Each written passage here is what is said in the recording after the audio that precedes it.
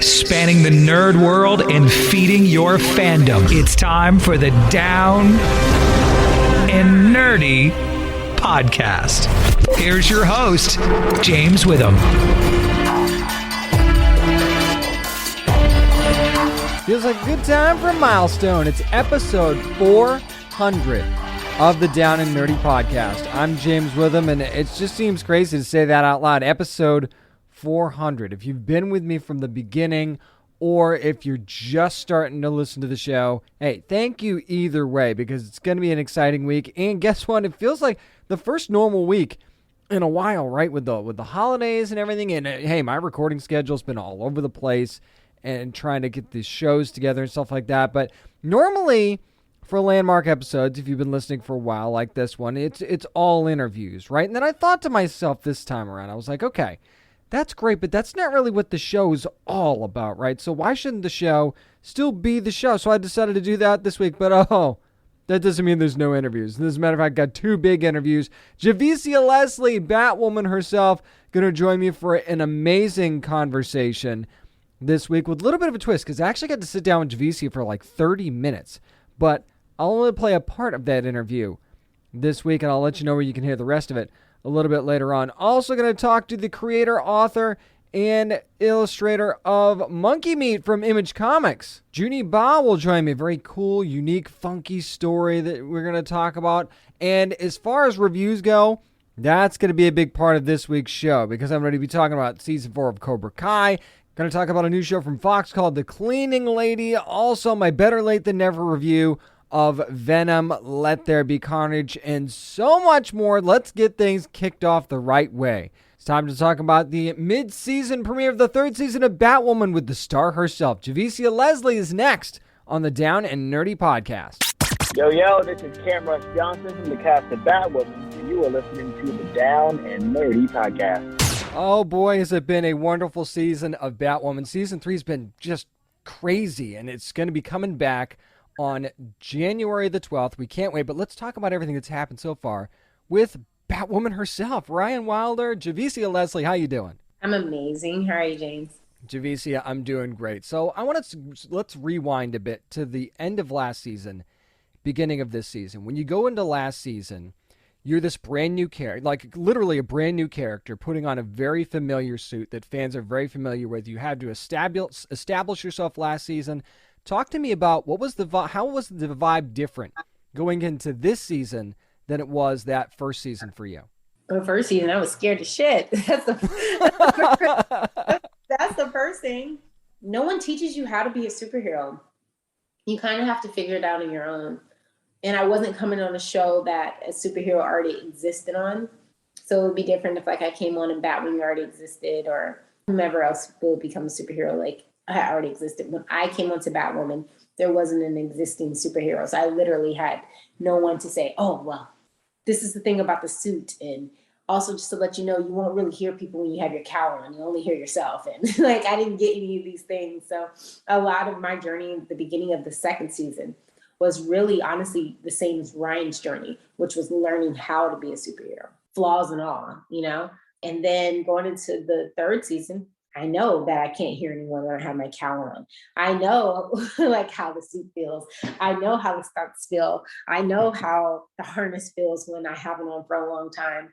I know what the hours are like. Like I know my co-stars, and you know, it's just like, it's different and it feels comfortable and it feels like home, you know?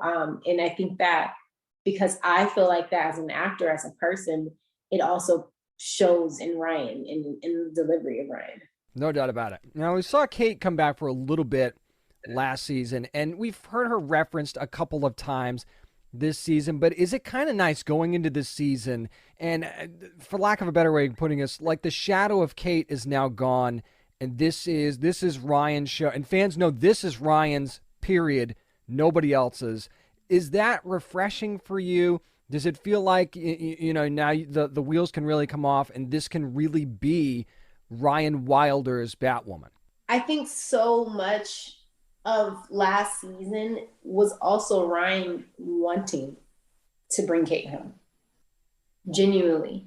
Because nothing feels good about taking over a role when you don't feel like it's yours to have or that it's not earned. And I think that going through the work of bringing Kate back, if Kate then said, yeah, you could be Batwoman, cool, great. Ryan would have felt accomplished and kept moving. But even if Kate said, okay, I'm going to take it from here, it would have felt more authentic it feels authentic knowing that she did the work to bring Kate back. She did the work to bring Kate back. She sacrificed her life to bring Kate back. So, Kate choosing to go and look for Bruce left the symbol there for then Ryan to continue.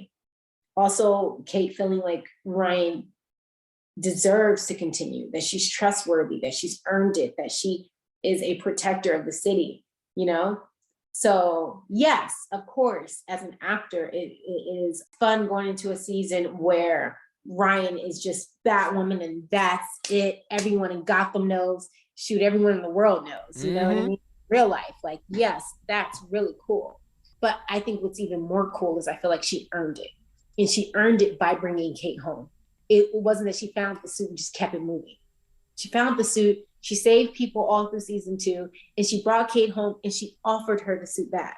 And now that it feels earned. It doesn't feel, it's like it's hers, I totally agree with that. Totally agree with that 100%.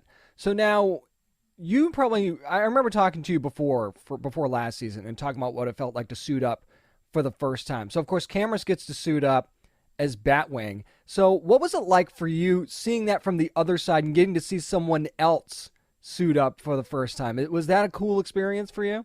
Yeah, it's so cool. First of all, Cameras is so talented and he deserves all of this. He deserves Batwing. He directed his first episode, just episode 11.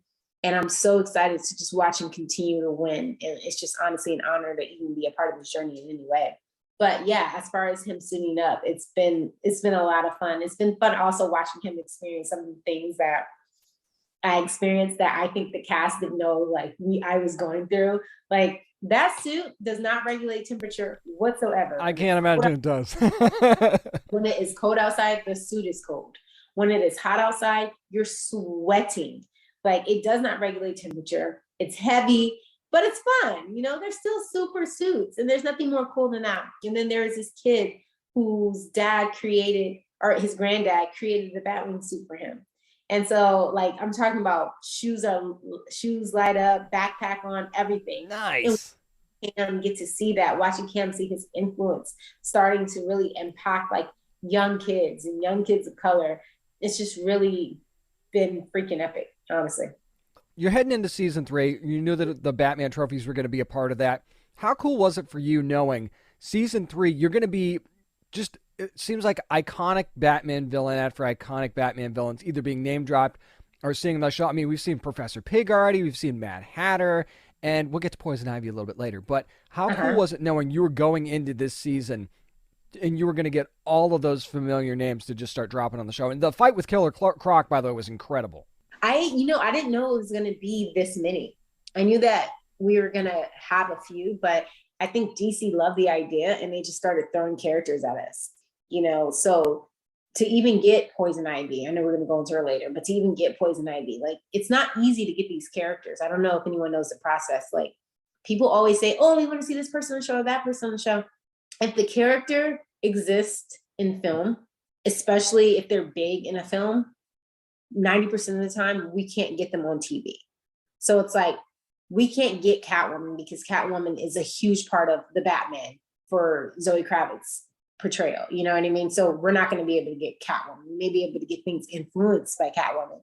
So to get characters, oh my gosh, the amazing villains that we've gotten has really been just so cool that DC has trusted us with these characters. And we've had the most amazing actors portray these characters. We've had perfect storylines for these characters. And so it's just been fun. I literally feel like I got picked up and thrown in the middle of a comic book. I did last season too, but especially this season. I feel like I got picked up and thrown in a comic book. And every episode is a new edition, a new copy, or a new issue of a comic book. And it's Batwoman and it's Alice and it's Killer Croc. And that's that episode. And then this one is Professor Pig, but then you also got the drama with the family, and then that's that episode. So it's like really cool. I love it, and I really love what you guys have done with it so far. I'm talking to Javicia Leslie, of course, the star of Batwoman, which is going to be returning to the CW on January the 12th. Now, Javicia, I mean, you look at the evolution of Ryan and all those, and I always kind of felt like, you know, with Sophie, I've always like, there's a spark there. I don't know if anything will ever actually come of it, but there's a spark there. And now it seems like we started to explore that more and more this season. Did you feel like maybe that was going to be an inevitability for you guys, or is that something you feel like really happened organically on the show? Okay, so first of all, two things. Who said that it is going to happen? There's vibage. I'm just saying, there's some serious vibage, and I'm not saying it's a sure thing, but I'm just saying there's been some winks and nods and smiles and all these. I'm just saying. I mean, I've got eyes, is what I'm saying. And then second of all, if said thing did say happen, we were told the actual opposite. So second season, my first season, we were told no, that Sophie and Ryan will not be in game. So I don't know. Knowing that you're going to be getting Poison Ivy is one thing, but how surprised were you guys when you found out that it was eventually going to be Nicole, and that was actually going to evolve the way it did? Because I think that the way they told that story and the way they brought that about was really clever. This season's just so good. I think that one, we were told, we knew going in that Nicole was going to evolve into Poison Ivy, but the magnitude of what that means, can we just stop and take a second and look at what this show is doing? I'm totally willing to do that. Let's do that. And maybe it's hard sometimes because you can hear a million positive reviews and it's that one negative thing that you read that you remember, you know what I mean? And I kind of want to comment on that to say that it is very easy to judge something when you are the majority and you've always been represented, because you don't feel underrepresented. You don't feel lacking. You see yourself constantly. You know what I mean? The importance of the barriers that this show has broken. I just don't think and I'm not saying it because I'm in it. I'm saying it because I watch a lot of television and I've never seen anything like this before. Like, Nicole Kang is our first Asian Poison Ivy. You know what I mean? Cameron Johnson brought Batwing to live action. Like, we are literally breaking barriers and showing that, you know, there is no race to these superheroes. There's human experience. And now we're given a chance to see this human experience through every lens, not just one lens. And it's like, Poison Ivy can be Asian. Poison Ivy can be it, you know, and I absolutely love it. And I just think that, you know, no matter how far we go, how long we last, there's going to be a moment in the future where people are going to look back and say, wow, like, they were brave, they were bold, they put everything on the line, they risked everything. Caroline risked everything recasting my role. Like, they could have obviously hired an actress to play Kate Kane, even though I always think that's kind of difficult, you know, but they could have done that. Or they could have just hired someone else that was of the same race and found a way to create a family tie. You know what I mean? They could have done that. Oh, yeah. But it's like, instead she made this bold move that could have ended the show. Because we all know that a lot of the Arrowverse fans have their picks of what they believe a superhero should look like. And I think that another thing this show did was it started to unveil a lot of fans that were actually there in support of this, that have been waiting to be represented, that have been waiting to see all of these different types of characters be portrayed in all these different kinds of ways. So I don't know. I just thought about that while we were talking about Poison Ivy. Poison Ivy is epic. I grew up watching Poison Ivy. I've seen Poison Ivy in several different ways. And to be able to be on a show where this dynamic actress is playing this character so beautifully and is having so much fun playing this character, but more than anything is the first of this character. I just think it's amazing. I'm just happy that we got Poison Ivy at all, because I've been waiting for that character so much. And the fact that it's Nicole, even better as far as I'm concerned. So I'm really psyched to see where that's going to go. There's definitely one other character that I want to talk about. Of course, she's been a mainstay on the show, and that's Rachel's and Scarson's Alice. And, of course, you've gotten to work with her a lot more in the first half of the season. What was that like, bringing her into the Batcave, having Alice be a part of that? Because that had to be so much fun shooting those episodes. First of all, I love and adore Rachel Scarson. Oh, so do I. So I'm right there with you. I think that she is literally like a delight. Like, she just has this most amazing energy and presence. And I have so much fun with her on set. And so Ryan and Alice's relationship, especially in the beginning of the season, having to be like that buddy cop relationship, it made it so much fun because, yeah, these characters hate each other, but Rachel is so funny.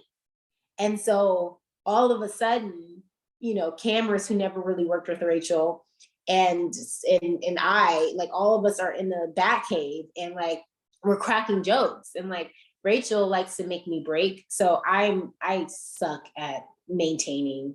If you are in my eye line and you do anything that's funny to me, I'm going to laugh, and pretty much everything is funny to me. And so Rachel tends to make me laugh and break every single time I work with her, without fail. Sometimes she doesn't even try. She's just existing, but she's so funny. She's so funny. I love the fact that they put our characters together because it makes work fun. I mean, work is always fun, but it makes work extra fun. Oh, I can imagine that it makes work extra fun. You just want to give more Blu-ray and DVD extras. That's all you want to do. You want to make the blooper reel longer. It's okay. There's nothing wrong with that. Speaking of blooper reel, I'm very proud of myself because I stopped dropping the F-bomb. So this blooper reel will give the F-bombs. No more F-bombs on the blooper reel. That's a spoiler. That's a spoiler for the season 3 Blu-ray right there. There's going to be no F-bombs from Javicia. I hope. Well, okay. Well, she says, we'll have to wait and see. So one thing that I was really excited about too, you see the name Robin Givens getting cast in anything, and it suddenly it's real. And the fact that she ends up playing your mom on the show, and you got to tell that story this season. What was it like being able to tell that story? And with Robin Givens, and then bringing her brother into the mix, and what that evolved into. I grew up watching Robin Givens. I'm a huge Boomerang fan. Oh, yeah. More than I should admit. I've never told her that because I don't want. Sometimes as actors, you don't know the actor's experience with a certain project. So I don't ever do that to actors. I had to do it with Kyler because I felt like the fans were going to tell her before I could tell her, and I didn't want her to be weirded out because I voiced my obsession with Grey's Anatomy so much. Like, it's in articles, it's in magazines, it's in video interviews. So I don't need her to find this out after we just spent a week together on set. And then she's like, wait, this girl's a Grey's super fan? Huh? So I just needed her to know ahead of time. So I did end up telling her. She was like, oh, yeah, everything went great. So it was a good experience. But Robin, I haven't told Robin that I'm a huge Boomerang fan. And so watching Boomerang and then now working with her, first things first, it's interesting how when you don't know an actor and you watch their work, you think that they're doing certain things because it is their depiction of their character. But then I get to know her and there's certain things that she does and I'm like, oh, this is Robin. Like in Boomerang, she says to Marcus, she goes, you're wonderful. And then when I work with her and I are just talking normally, she will say something like, but with that same exact, you're wonderful. And I'm like, oh my God, this is a Robin thing. This is so it's been so much fun. Like, her and I are really close. We have dinner all the time. And to really be able to get to know her is like a joy and an honor. And then to be able to work with her type of talent, it just raises the bar. Like, it really does. And then Nick, oh my gosh, I had never met Nick before this.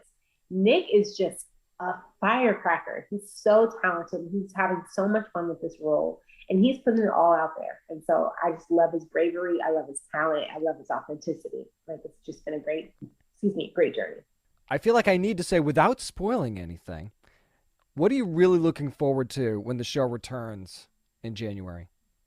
Without spoiling anything, man, Ryan is about to go. First of all, we're still filming, so I haven't read everything yet. But Ryan is about to go on a journey with trying to save her family, and it's gonna conflict a lot with her current family, with the bad team. And I mean, one of the hardest things is when your foe is your family or friend. And with Marcus, that's her brother, but he's bad. He's really bad. You guys are going to see how bad he is. He's dark. So I'm looking forward to that journey. The second half is, this season is so good. The second half is crazy. You guys are going to have fun with it. As crazy as the first half was, if you said the second half is crazy, yeah. I don't know if we're ready for that. But Yeah. we've got the holidays to prepare for it. You know, make sure you open your presents. You know, you pop the champagne on New Year's Eve, and then a couple weeks later, you've got Batwoman returning onto the CW on January the 12th. Javicia Leslie, thank you so much for taking the time to chat with me. I appreciate it. Thank you, James. Thank you for having me. And if you want even more of my conversation with Javicia Leslie, there is more. She'll talk about the Armageddon crossover appearance and a few other things as well. Go to our YouTube channel or downandnerdypodcast.com to hear my full interview with Javicia Leslie, because there's more great stuff in there. And I mean, if you're not hyped for the rest of this season of Batwoman, after hearing that, I don't know what to tell you. And it's all coming on January the 12th. It's going to be amazing. This second half of this ride, I said I don't know if you're ready for it, but you're going to be super stoked for it, I can tell you that much. Once again, thank you so much to Javicia Leslie for joining me to talk about Batwoman. Up next, we'll head to the Valley and talk about Season 4 of Cobra Kai on the Down and Nerdy Podcast. Yeah, this is Flash Gordon Sam Jones, and you are listening to the Down and Nerdy Podcast. No Mercy really is the name of the game for Season 4 of Cobra Kai. Let's talk about all this stuff that went down with a ton of spoilers. Now, I could probably do this whole show just on Cobra Kai. That's how incredible this season was.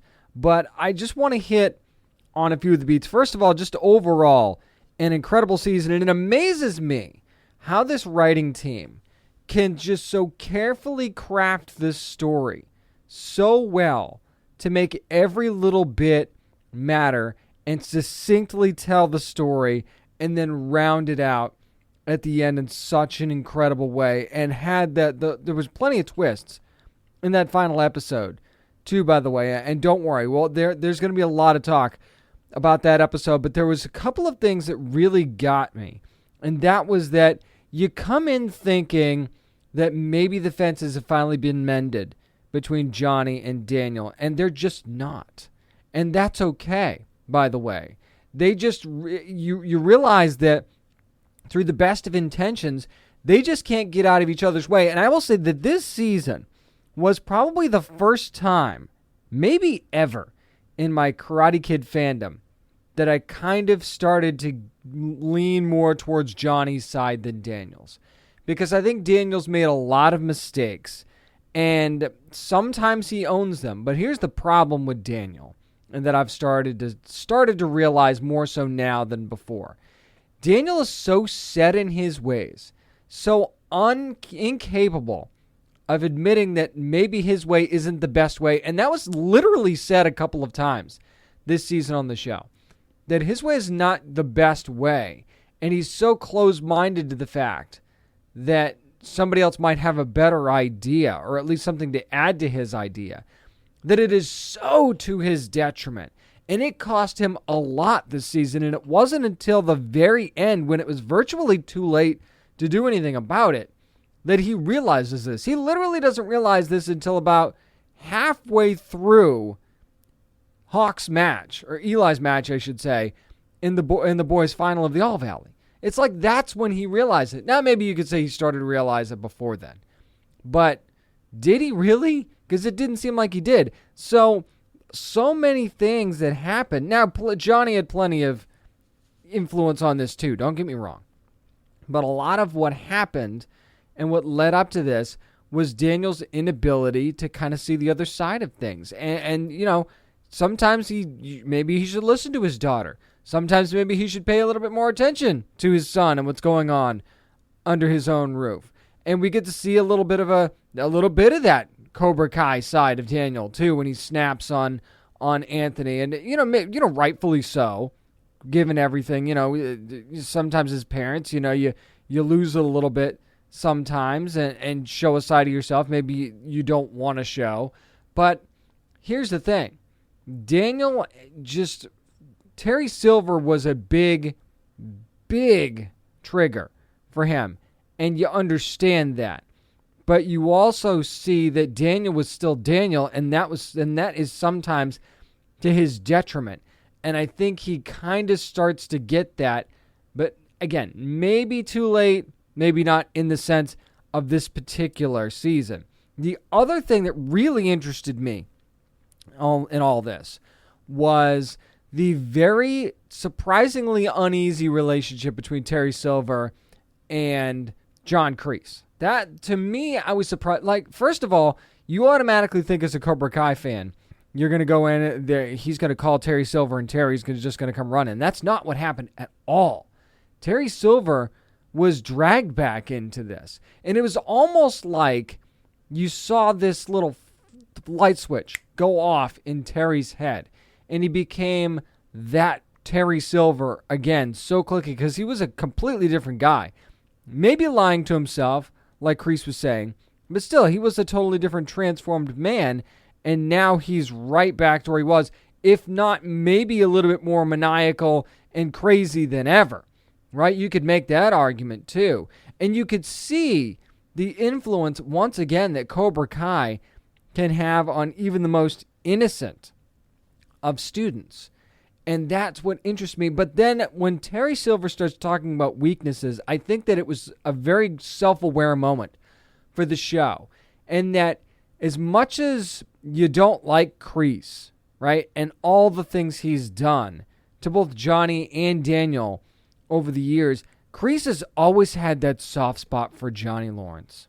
And even he doesn't want to admit that. Mr. No Mercy himself just realizes that he has a soft spot for Johnny Lawrence, and Terry Silver not only sees that, but ends up exploiting it. Because again, just like Daniel, and this is where Daniel and Kreese are somewhat alike, and that's a scary thing to say out loud, but Kreese, it's his way or no way, right? He's Mr. Commanding Officer, but then he realizes that what's not going on, he doesn't realize what's going on behind his back, and that Terry Silver's not willing to just play ball and be second fiddle to Kreese anymore.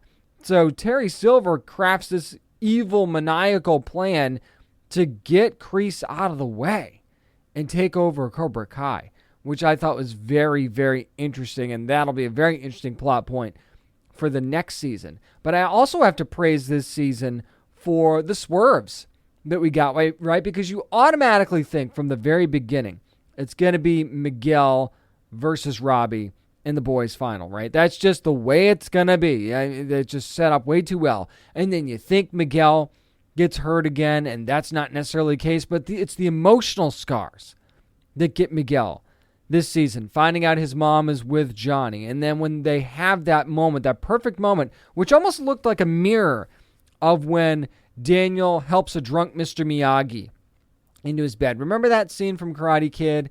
And they kind of have a little bit of a moment there. Well, you almost felt like that was going to be the same moment for Miguel and Johnny. And then when the I love you gets dropped, and he says and Johnny says I love you too, Robbie, and you just see Miguel shatter into a million pieces. That was such a heartbreaking scene, but such a huge turning point in this entire storyline. Because you knew that Johnny never really let go of Robbie. And that's his son. How could he?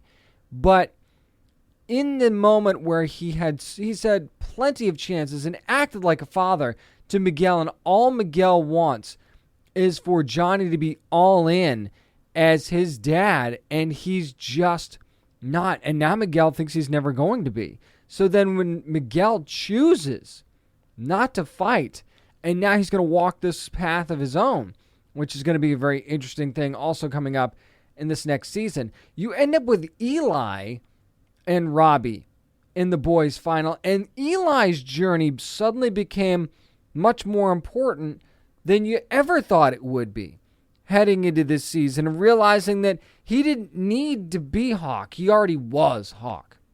He already had so much validation in his life, and he ends up going on and winning the whole thing, which, again, a huge, huge swerve in this story that I was not expecting. Now, when it comes to the girls' final and all the friction between Tori and Samantha LaRusso, you kind of knew that they had to put that one in the final, right? There was almost no other story that they could go with. Although the Eagle Fan Karate adding that girl at the end, who I love, by the way. I hope we see more of her in the next season as well.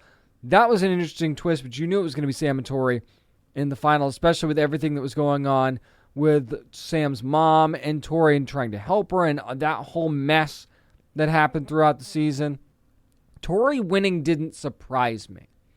It really didn't, because it's almost a little bit more of an interesting story by her winning, because it brings up a lot of those personal issues in her life as well, which might get pushed more to the forefront now. Or maybe this sets her on the right path, and what it does to Sam going forward is also interesting to see how she rebounds from this, because she took it really hard, and how Daniel responds to that, I also think, is going to be very interesting. So I love that this season kept us on our toes, gave us some different paths to follow in the upcoming season, and then in that final scene, when after Kreese gets arrested, after Johnny decides he's going to go after Miguel and make sure he's safe, when you see Daniel say he's going to break the deal with Cobra Kai, and then Chosen shows up at the end,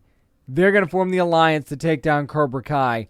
That, to me, is super, super interesting, because you're bringing the world of Okinawa to America. That whole storyline is now being brought to the States for the first time.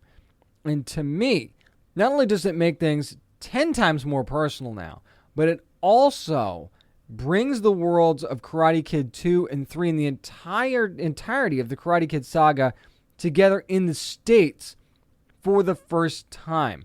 Because don't underestimate how influenced and invested Chosen is going to be in this battle as well. There's plenty of reason for him to get involved and want to get involved. And how this is going to have an influence on Daniel's entire life, I think, is going to be incredibly compelling in this season. And again, bravo to Cobra Kai for making every season make you want to anticipate the next one immediately. I binged this one so quickly, and there's still plenty of stuff I didn't even talk about. Like I said, I could go on forever about Cobra Kai. That's how good this show is. And if you haven't even started it yet, go from season 1 and just binge from the beginning. You won't be sorry you did. This is such a well-done show.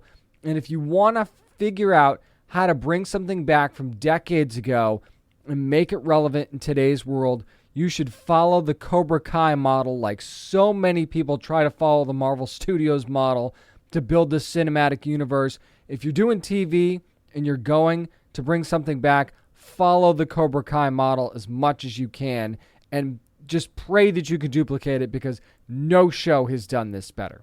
That's going to do it for my spoiler-filled review of Season 4 of Cobra Kai. Up next, how about a little better late than never review of Venom, Let There Be Carnage? We'll do that next on the Down and Nerdy Podcast.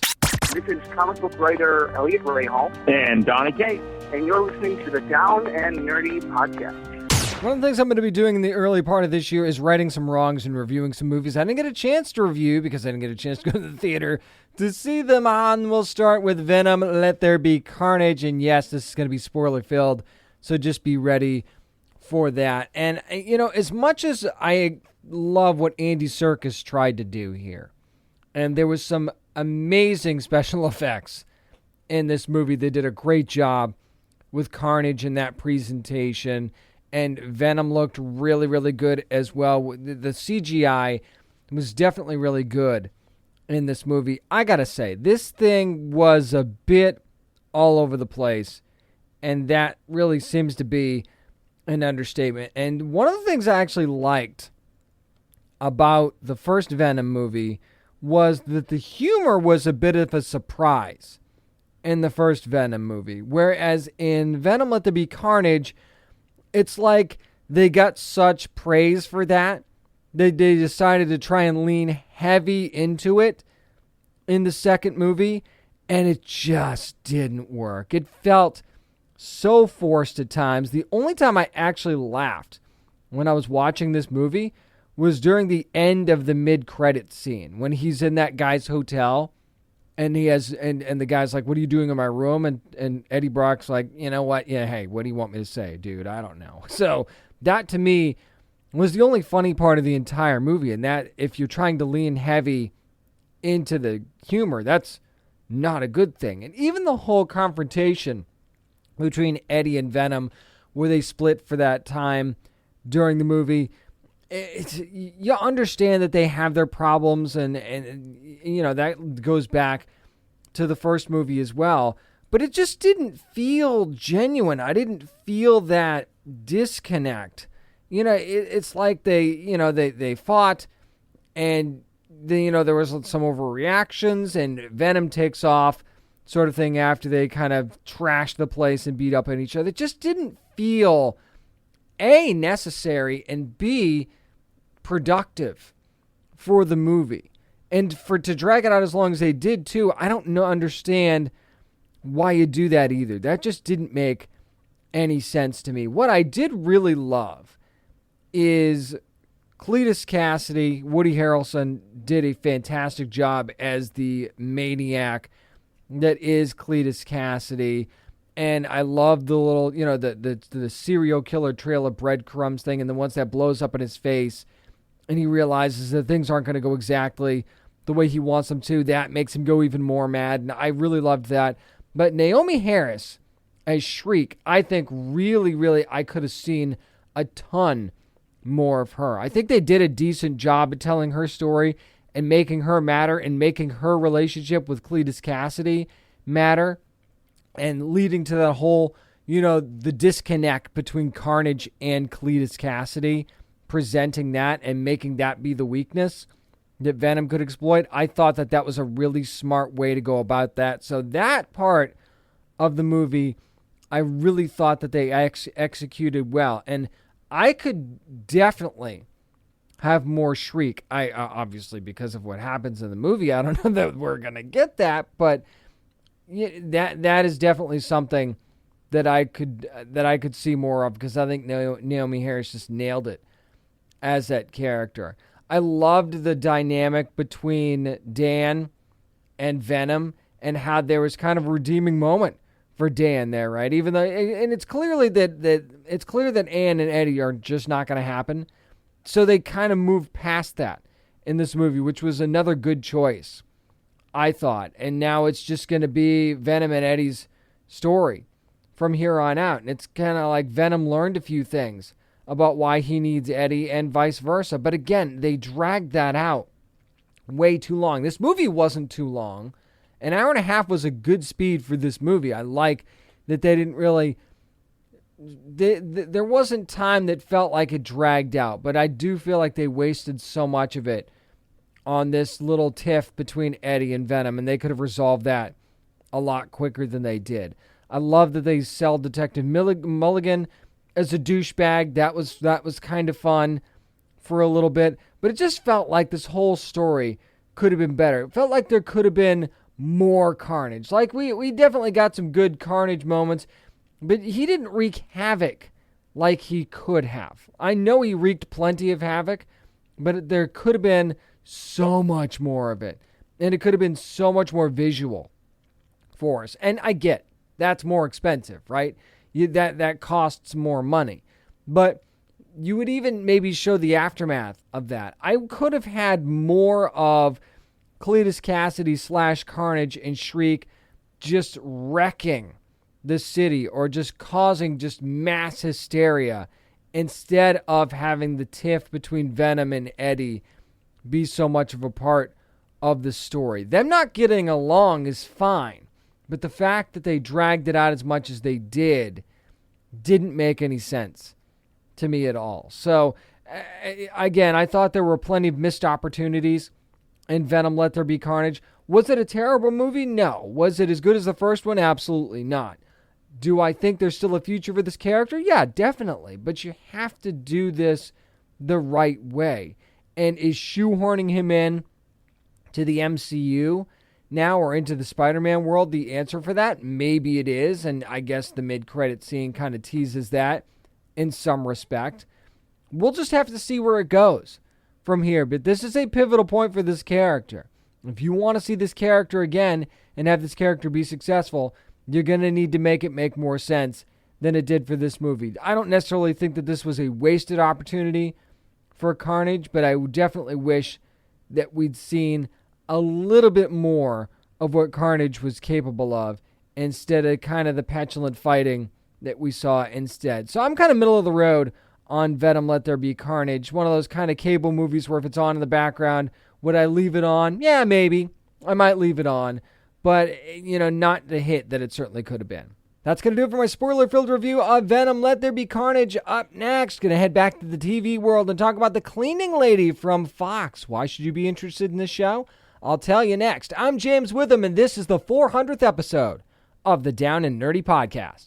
Hey, listeners, this is Peter Shinkoda from Daredevil. I play Nobu, and you are listening to Down and Nerdy Podcast. Trying to make our 400th episode as spotless as possible. Why not talk about The Cleaning Lady, a brand new show Monday night on Fox. And one of the names you'll recognize and one of the faces you'll recognize immediately when you see any part of the show is Elodie Young, who plays Thawny De La Rosa on the series. Of course, you remember her very memorable role as Electra Nachos in Marvel's Daredevil. And in this show, she actually plays a woman who has come to America to seek medical treatment for her son. Her son has a rare medical condition. The best place to get him treated is here. She's was actually a doctor in Cambodia.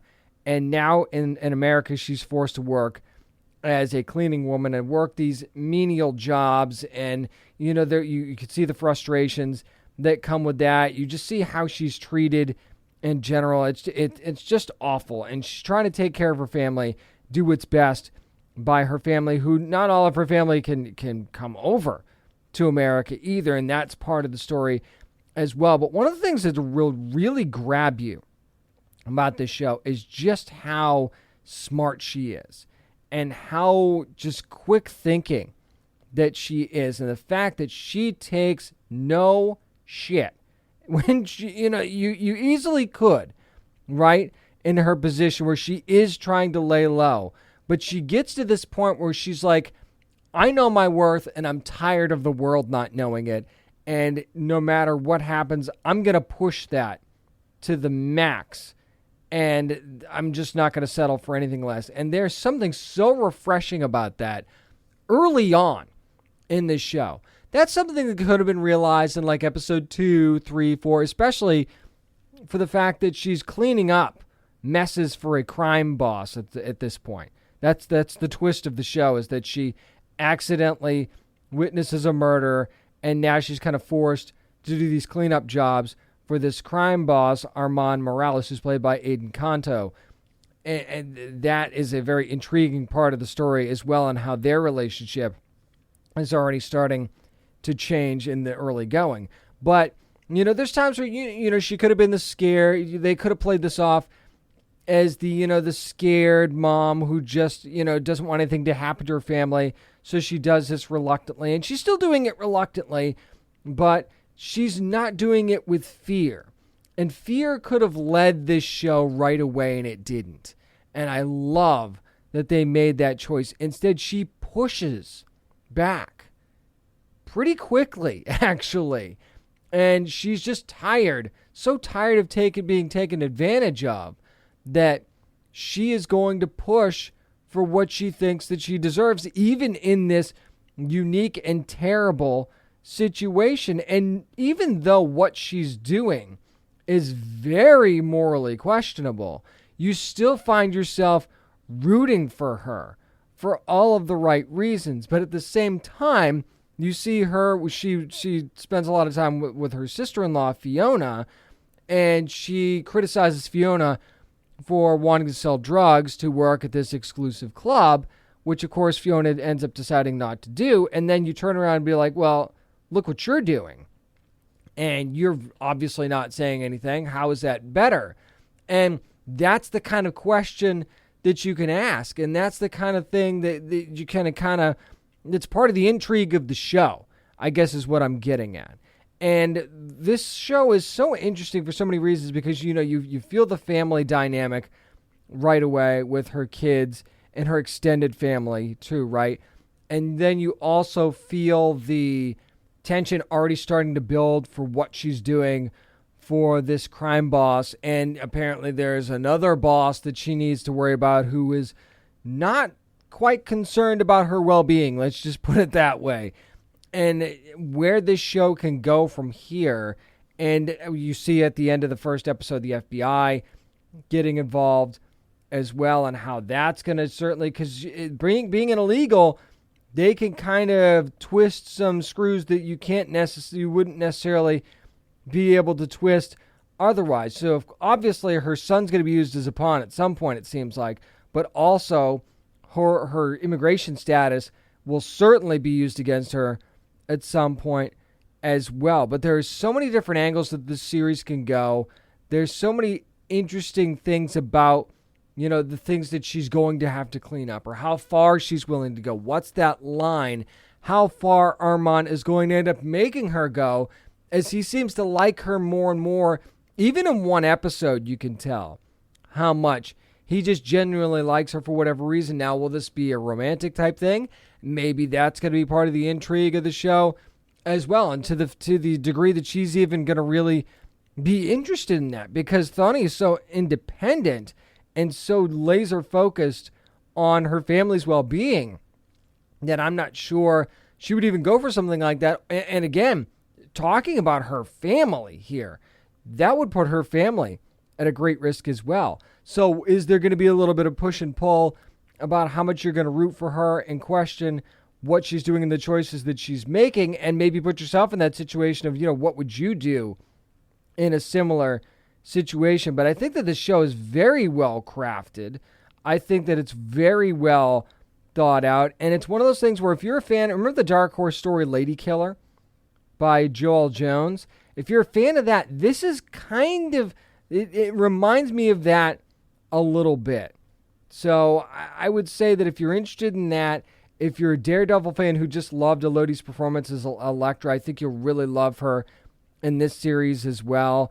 And just props to the executive producers and showrunners of the series for making a very compelling first episode. This is a show where you might not have thought about watching it at first, and you're like, maybe that's just not for me.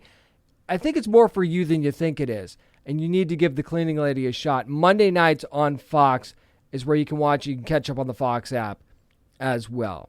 That's going to do it for my spoiler-filled review of the first episode of The Cleaning Lady from Fox. Up next, let's dive into some monkey meat. Talk about the brand new Image comic stories from Juni Ba. We'll do that next on the Down and Nerdy Podcast. Hey, this is Jeff Lemire, and you're listening to the Down and Nerdy Podcast. Well, I don't know if you've made dinner plans yet, but there is a little bit of monkey meat to spare, and that is a brand new anthology series from Image Comics, going to be coming out on January the 5th. And this is author, writer, creator, colorist, artist, and so much more. It's Juni Ba. Juni, how you doing?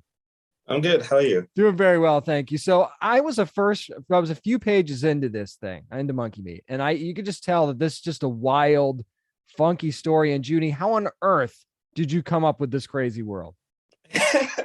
So the base concept of it came about when I was maybe 17 years old, and it was a mix of listening to the Gorillaz a lot and my grandfather talking someday about eating monkey meat once. And the funny thing is, I can't remember if he liked it or not. I think he did. But basically, I just remember having this reaction. And then it grew from just drawing random things. The Gorillaz song Fire Monkey coming out of the monkey's head I just literally drew a monkey with fire coming out of his head, and then the whole thing started spreading from that, which is why it's on the cover of the first issue, because I wanted to keep that continuity, I guess. But yeah, after that, the world just started growing so much more. When I started working on my first graphic novel, I did a lot of research of like West African aesthetics, and a lot of it started seeping into like one of the first comics that I made was a Monkey Meat story. It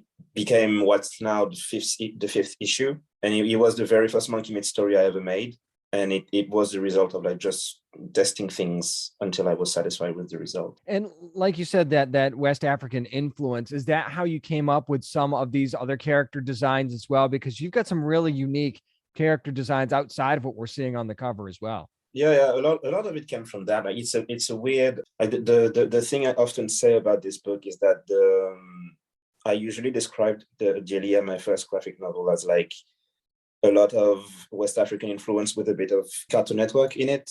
And Monkey Meat is like 50-50 in terms of influence. So there's a lot more anime and Cartoon Network influence mixed in with like West African stuff. So yeah, a lot of the designs came from looking at like old statues or pieces of art from West Africa and wanting to make something a bit more weird with it. It definitely gave me that Adult Swim type vibe. It's funny you say a Cartoon Network, because it gave me that Adult Swim type vibe with the animes that they would show during like Toonami and stuff. Yeah. That really, so it's funny that you say that, because that's exactly the vibe that I got. Nice. One thing that's also unique about this miniseries, that each of the 5 issues is kind of like a one shot, but all set in the same world where you introduce different characters, which I think is really cool. So what made you want to tell this story as more of a kind of anthology? So the base thing was that even when I was a teenager, when I was like figuring out stories that would take place in that world, it didn't even look like this yet. But the main issue I had was that I kept making new stories with new characters, and I would always like send messages to my best friend being like, this weekend I had the idea for this.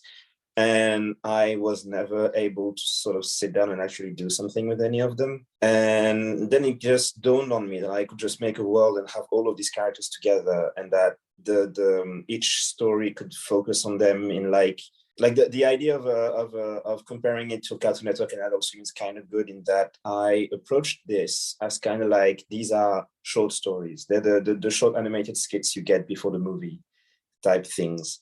So I just finished a graphic novel. I wanted to do something that's a bit closer to like, if the graphic novel was the big motion picture movie, I wanted to do the cartoon that you have in front of the movie. Like the little short stuff that you can just watch, have fun with, and then you move on to the big thing that comes afterwards, or the little cartoon that you have at night in between other shows. Yeah, so I approached it in that way, and all the characters they all got use suddenly. Like they all suddenly had a purpose of like, I can put you in this story and it's going to be about this, and it's going to be this short story that's like 30 pages and it has a point, and then you can reappear whenever I need you to. If I ever feel like I can use you again, I can use you in another story about someone else. Yeah, and that's something that I say one shots, but you certainly have characters that we'll see in multiple issues. Lug is one of them, actually. I love Lug. So he's certainly not your typical groundskeeper, though. How would you describe him? So in terms of like comparing him to characters that people tend to know, I usually compare him a lot to Hellboy, in that he has this gruff, violent guy who's asked to do all kinds of questionable things like punching monsters and things. But in the case of Hellboy, at least, like the monsters were genuinely dangerous. In the case of Lug, it's more like he's being asked to do all the nasty things that the company needs him to do. And he copes with the guilt of it by drinking and trying to entertain himself as much as he can. But you can tell that the guy is gradually being more and more depressed. And yeah, but in terms of like behavior, he is a lot like Hellboy. He's this big gruff guy. He has this exterior of being kind of like hard to approach. He's really good at fighting, but you can tell that there's a bit of a soft, kind of vulnerable person behind all of that. Man, that is such a great way to describe him, saying Hellboy. That when you guys read the first issue, you'll understand why that's such a great connection. So let's talk about the Monkey Meat Company for a second, because they're more than just meat. We find that out in the first issue. But how much will we learn about this new secret compound as we go into future issues? Because I don't want you to spoil anything, but this is some serious stuff. See, even that one just came from me drinking orange juice a lot. So I was just like, I'm going to make some kind of supernatural yellow thing that can sort of become the tool that I can use to get stories going. And so like that's why every cover of the miniseries is yellow. It's all to do with that. And the whole point of the whole series would be to have, say, 5 issues in 2022, and then if it works well enough, to have another 5 issues the following year. And that compound just keeps coming back, because the whole idea is that the monkey meat company is destroying their environment, and gradually you start seeing how it can even affect them negatively. And I want to make more and more stories that use this very specific product that they made and how they created their own downfall through it, and even ask the question of, can the downfall even happen? Because it's kind of like Amazon or Facebook or other companies like that, where it feels like now that they're here, you can't get rid of them and they have control over so many things. So the first wave is really more of books. The first wave of books is really more about the monkey meat company seems so impossible to defeat. And I want to see next year, maybe, if I can, like, I already have stories that I have made where the compound becomes more and more important. Nice. As a matter of fact, when I was reading this, I felt like there was a lot of symbolism in these issues, and stop me if I'm reading way too much into this. So would you say there's kind of a statement about how larger than life corporations treat, not treat their employees so well, or how they treat them, and maybe how they prey on most desperate consumer groups as well? Because I was feeling that. It's certainly in the first couple of issues. Yeah, it's kind of like, it's kind of funny, because it's not necessarily like I approached this with a very specific message. It was more of I want to create a world that's kind of a hyper version of the one I feel like I live in. So every story has a different point. And I try to keep them not necessarily vague enough, but at least open enough that you can get your own conclusions from what you see. I'm just showing you.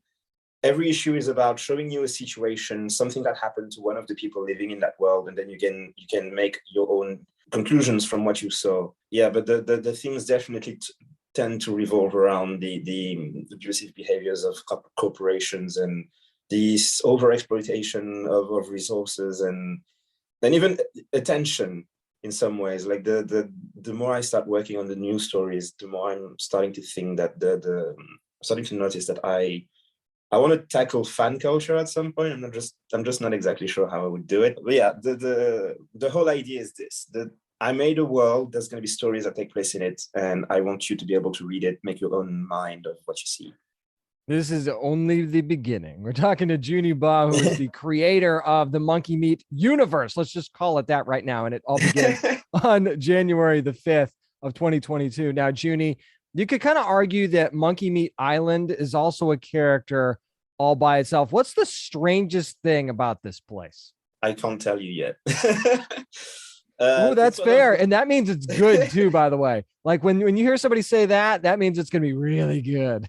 Yeah, like the place has, like, I almost want to say it's kind of like Neverland in some ways, in that there are so many aspects of it that you don't get to see yet in those stories. And I really want to, like, right now I'm just exposing people to this idea of this is an island where corporation reigns, and you could walk in the jungle and bump into a giant monster, and that monster just needs money from you because he has rent to pay. But over time, I want to bring in more and more weird things, because the basis is already there. You just don't necessarily see it, because I just put crumbs that you can't tell are crumbs until I get to actually finish what I want to do. It's weird that you say that, because my eye was saying there's Easter eggs everywhere, and I just don't know what they are. So it's one of those things. So trust me, I'm paying attention. One of the things I also really love that you do in this story is you make the Monkey Meat Corporation kind of the overlord of your own story, which I think was really, really fun. You almost made them the Comics Code Authority for your own story, which was really cool. Was that something that you really wanted to do? Maybe add an element of humor and even mystery to the story as well? Yeah. I mean, the whole idea was, I think it's because of, how can I describe this? So when I was a teenager, there was introduced the idea that governments were kind of working more for corporations than corporations working for governments. And or just the idea that politicians would act according to the needs of corporations. And I just thought like that's kind of a crazy notion of like, they basically have the power to influence government without any of the accountability or any of the responsibility that comes with being a government. I guess, yeah, the Monkey Meat Company is kind of an extrapolation of it. What if they were the government completely and without any filter? There is no politician there are no politicians on Monkey Meat Island. The company is the government, and they are so in power and they are so outlandish and unapologetic about it that they don't even need to pretend. They are the government. You just have to deal with it. And it's kind of funny how you can find humor in that, because when you get to the point where the corporation is evil and so unapologetic evil that they are even proud of it. I think that that's why I liked starting every issue from the second one with a text that's basically like, this is one of those weird events that happen on the island. We're just going to tell you about it ourselves because we just don't care, and we don't have to fear any possible retaliation. I really love that, especially once you get into issue 2. I really love that you did that. I absolutely picked up on that. All right, Juni, before I let you go, I'm going to give you, this is going to be the biggest tease yet, because the biggest secret I think so far in this book is who actually founded and created the Monkey Meat Corporation. Now, is that a mystery we're actually going to learn about at some point, or is corporate just not going to allow it? I cannot tell you. I mean, again, I have crumbs, but I cannot say. But you know who it is, right? Yeah. Okay. See, I can even say that in the book, when it's mentioned, like when the name is crossed and you can't read it. Yep. The real name is actually under it. Oh, so you did actually put it on there and then redact it. You actually redacted it. Oh, that's awesome. Yes. That's so great. That's awesome. So what he's trying to say is make sure you are buying every issue of this first round of Monkey Meat starting on January 5th of 2022. And then maybe if we get that back half, maybe that's when we'll find out who it is. Maybe the whole back half will be about who created the corporation. Who knows? Let's put ideas in his head. It's Juni Ba. Thank you so much for joining me this week. Thank you. And this is just one of those funky stories that I love to highlight from time to time. It's fun. It's weird. The art is totally outside the box. And that was one of the reasons I loved Monkey Meat. Make sure you're picking up your copy of issue 1, which is available now, by the way, from Image Comics, wherever you get your comics.